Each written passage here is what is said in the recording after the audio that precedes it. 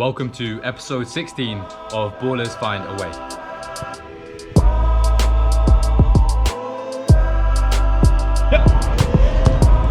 Good quality.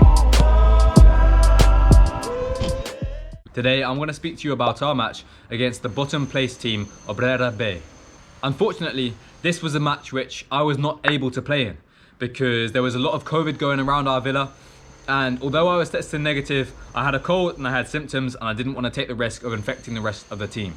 That being said, I trained 3 times in the week leading up to the match, and I felt like the intensity of our training sessions was still high despite our 6-0 win the weekend before. In training, our focus and our topic has moved on this week, as we've been focusing more on how to penetrate and how to get in behind oppositions and score goals, rather than simply supporting play to recycle and switch. This has been a really enjoyable topic to learn, as we've been encouraged to be really direct, drive between players when we have the ball ourselves, and play punch penetrating passes in attack. Playing more as a winger in the past few games, I've been working on my delivery, my crossing, and also the moments and the triggers to play in the fullback when he's overlapping, and versus when to come back inside and recycle the play. As much as the position is taking a moment and a bit of time to adapt to, I'm really enjoying learning a different aspect and a different side of the game. I'm also starting to develop good relationships with players on that right hand side. I enjoy playing next to Rory, as I played a little bit of time at right back in one of the training matches, and playing with McKeith, our right winger, ahead of me. I think whenever you play in a new position, either in training matches or in actual matches themselves, you have a choice. You can either complain, you can become frustrated because you're not able to execute the things that you usually do in your preferred position, or you can take it for what it is, as an opportunity to develop your game, to learn another side of the game, and to simply improve. Obviously, as someone who enjoys coaching, I welcome these opportunities with open arms and learn many different things that I hope to apply with individual coaching in the future. The best coaches that I've had are the ones who have been able to paint a big picture for the team, but also make your role and responsibility as an individual player very, very clear. What is it that you need to do to be as successful and effective in that position as possible? Yeah, fresh for him. Yeah, you know. We played with exactly the same formation, just a few tweaks in personnel as the game against Shoshona. Raymond played in the number 10 spot, McKeith came in for me and played right wing, and Bryden was with the first team, so Christian started in goal. Due to a few of our players being out with COVID, or at least being suspected to have COVID, we also had 4 under-19 players on our bench who were more than ready to come on and do a job. Now, as I mentioned, I wasn't at the game. I was quarantining in my room, but from what I heard from the boys, the first half was a little bit frustrating.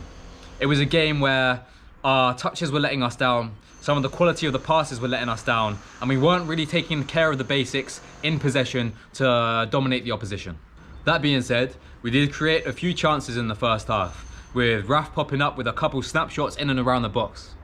There was also a moment where Dale received the ball from our goalkeeper Christian, had time and space on the ball, and found a run that Raf was making through the middle, where he went one-on-one with the goalkeeper and finished very confidently.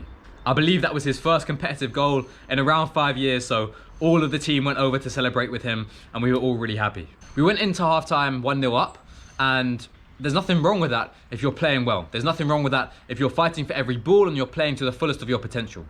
But our manager Dean, he was not happy with the performance. He was not happy with the way that we were looking after the ball and taking care of what's in front of us. So I heard from the boys that Dean really got into us at half time, that he made the team very aware that there were 4 19s very hungry on the bench, ready to come on if we weren't going to pull our own weight.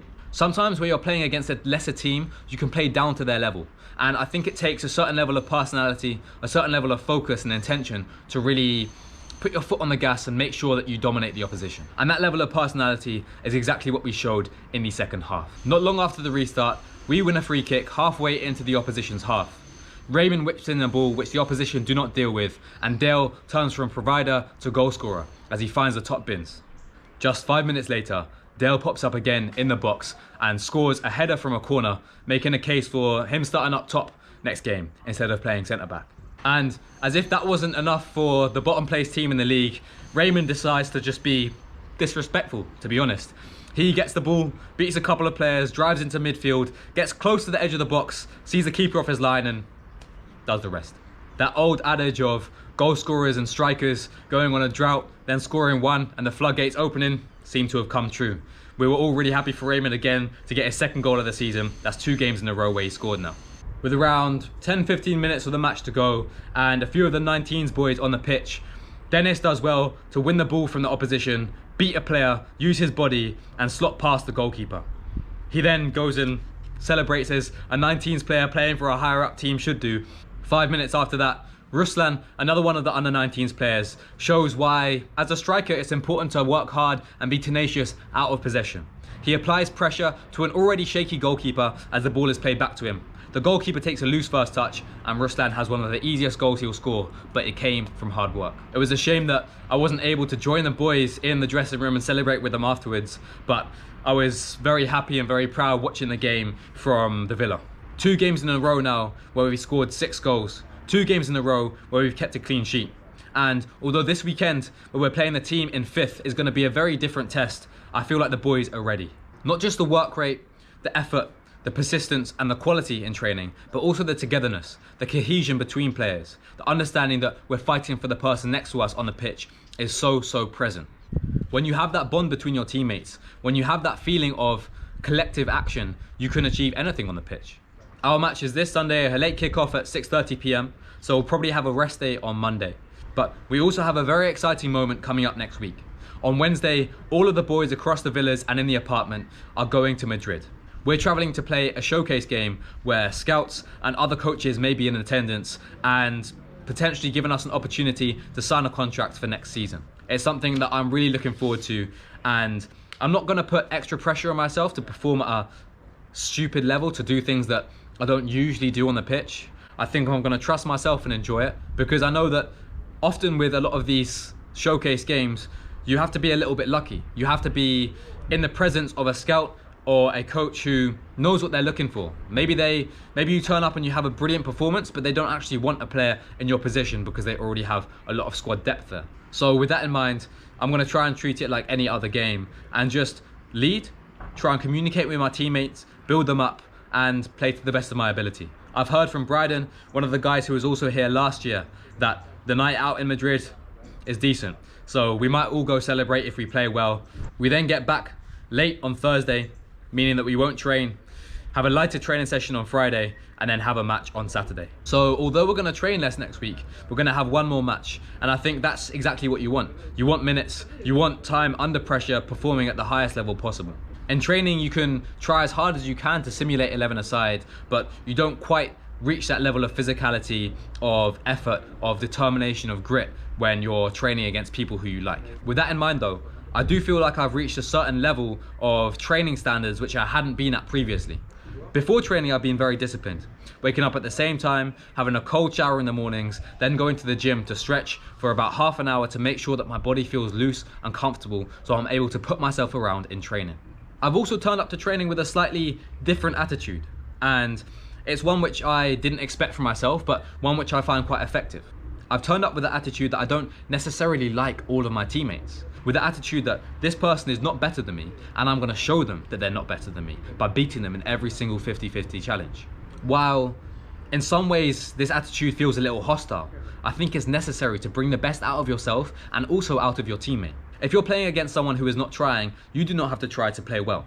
But if you're playing against someone who's going 100% every single time, then you have to raise your level. So in this way, I truly believe that being ruthless, being more of a competitor, being more aggressive on the training pitch doesn't just raise my own level, but it raises the level of the person next to me, and therefore the level of the entire team when we reach the match day. Of course, once you step off that pitch, it's handshakes, it's love, and we go and eat together at the villa. But for those 90, 120 minutes that we're training, I'm gonna show you that I'm better than you. Anyway guys, that's it for today's video. If you enjoyed, please don't forget to like, comment, and subscribe to the channel. If you want an insight into what that trial day is going to be like in Madrid, where we're playing a showcase game in front of coaches and in front of scouts, please comment down below. Until then, ballers, I hope you get a good week of working. I hope you get closer to your goals on and off the pitch. And remember, ballers find a way.